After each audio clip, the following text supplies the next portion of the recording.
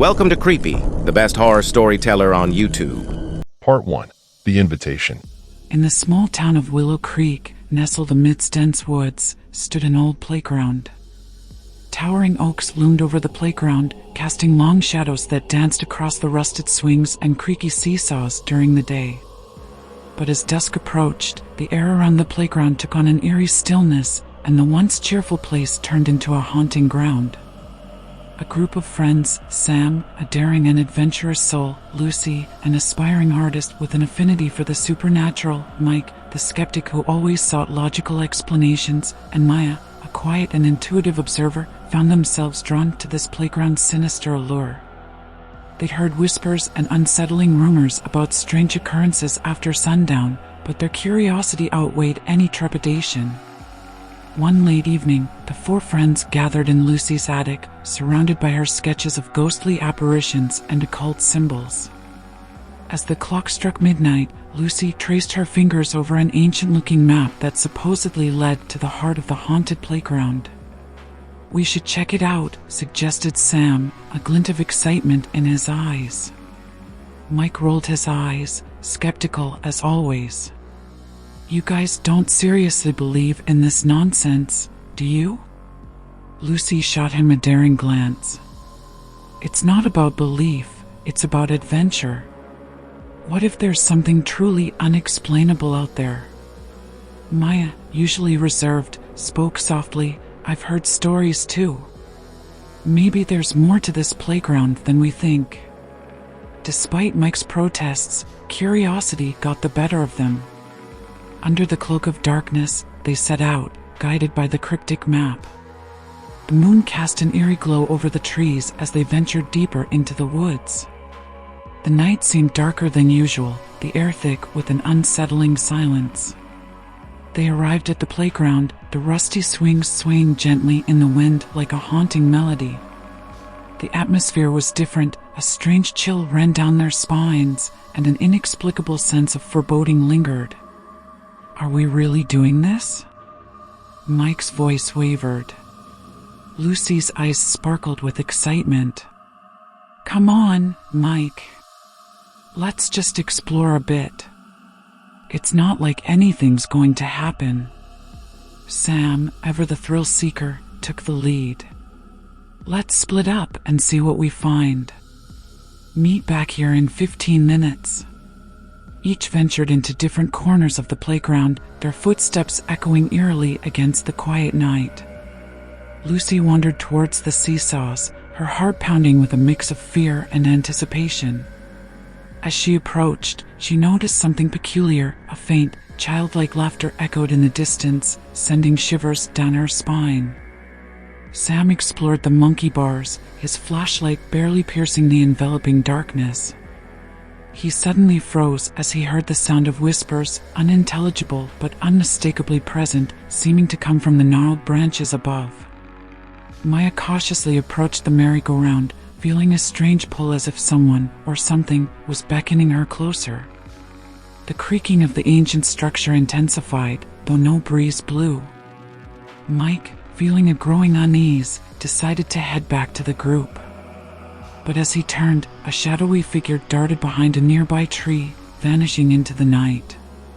The 15 minutes passed in a blur of eerie encounters. Reuniting at the center of the playground, their faces were pale and eyes wide with fear. Each had experienced something inexplicable, something that defied logic. "We should go," Mike urged, his voice trembling. But as they turned to leave, they were greeted by an unsettling sight. The entrance they'd used to enter had disappeared, replaced by an impenetrable wall of thorny vines. Panic set in as they realized they were trapped in the playground after dark, and the true horror of their situation began to dawn upon them. Part 2. Trapped in the Nightmarish Playground. Panic surged through the friends as they stood facing the wall of thorny vines, their only exit swallowed by an otherworldly force. Fear clenched their hearts, each grappling with the unsettling reality of being trapped within the haunted playground. "We need to find another way out," Sam exclaimed, trying to hide his growing unease. Lucy's hands trembled as she fumbled through her pockets for the map, but to her horror, it had vanished. It's gone. The map, it's gone. Maya's voice, usually soft-spoken, quivered with dread. There must be a way. We can't be stuck here. Mike, the skeptic, scanned the area for any signs of an escape route. The playground, bathed in the pale moonlight, appeared twisted and distorted, as if morphing into an unsettling manifestation of their fears. As they searched, the atmosphere grew heavier, laden with an inexplicable sense of dread. Shadows seemed to elongate, taking on shapes that danced along the periphery of their vision. A child's laughter echoed through the desolate playground, chilling them to the core. It was a haunting, echoing sound, devoid of innocence, sending shivers down their spines. "We're being watched," Sam muttered, his voice barely above a whisper. Lucy's eyes darted around nervously. "We need to stick together. Strength in numbers, right?" Their attempts to stay united were futile as an invisible force seemed to drive a wedge between them. Sam and Maya found themselves drawn toward the dilapidated slide, while Lucy and Mike were inexplicably lured to the decrepit jungle gym. They fought against the sinister pull, their cries for each other drowned by the unsettling cacophony surrounding them. Desperation mounted as they struggled to resist the playground's sinister influence. Lucy's heart raced as she reached the jungle gym. Dark whispers echoed in her mind, tempting her with promises of finding what she desired most. Mike stood frozen beside her, both ensnared by an invisible force, their eyes fixed on the shadows that danced around the play structures. Sam and Maya ascended the rusty slide, each step echoing through the silence like a foreboding drumbeat.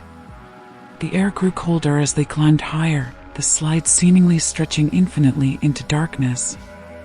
Unsettling figures materialized in the shadows, flickering like phantoms at the edges of their vision.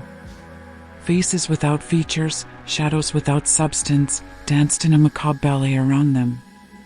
As the friends struggled against the playground's malevolent hold, time seemed to lose its meaning. Minutes felt like hours, and the night stretched on endlessly, amplifying their terror.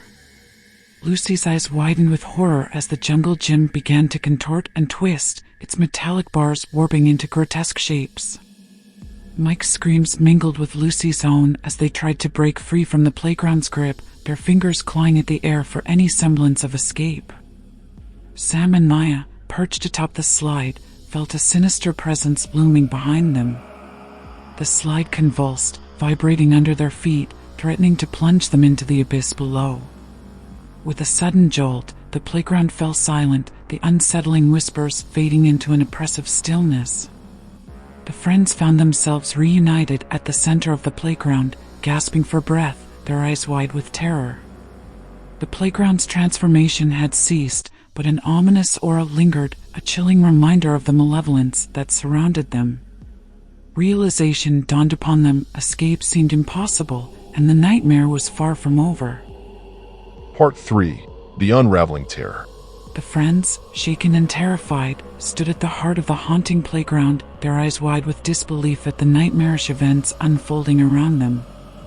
The atmosphere remained thick with an unsettling stillness, a suffocating silence that seemed to weigh upon their very souls. "We have to find a way out of here," Sam urged, his voice trembling with a mix of fear and determination. Lucy's hands clenched into fists, her mind racing for any semblance of a solution.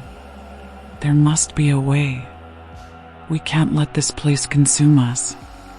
Mike, his skepticism shattered by the horrors they had witnessed, nodded in agreement. "Let's stick together and search for any hidden passages or clues. We can't give up." As they ventured cautiously through the desolate playground, the surroundings seemed to shift and warp, distorting reality in a nightmarish display. Shadows writhed and danced, taking on twisted shapes that taunted and menaced the trapped friends. Every step felt like a journey into madness, the air thick with an oppressive malevolence that seemed to seep into their very bones. Their attempts to find an exit were futile as the playground toyed with their senses, leading them in circles, trapping them in a maze of torment. Whispers echoed in the darkness, insidious voices that mocked and teased, weaving a tapestry of terror around their fraying nerves. Lucy's sketches, once confined to paper, manifested themselves in eerie apparitions that flitted at the edge of their vision, their spectral forms haunting the playground's corrupted realm. "We need to confront whatever's causing this," Maya whispered, her voice barely audible amidst the oppressive atmosphere. Sam's eyes scanned their surroundings, seeking a way to break the nightmarish cycle they were trapped in.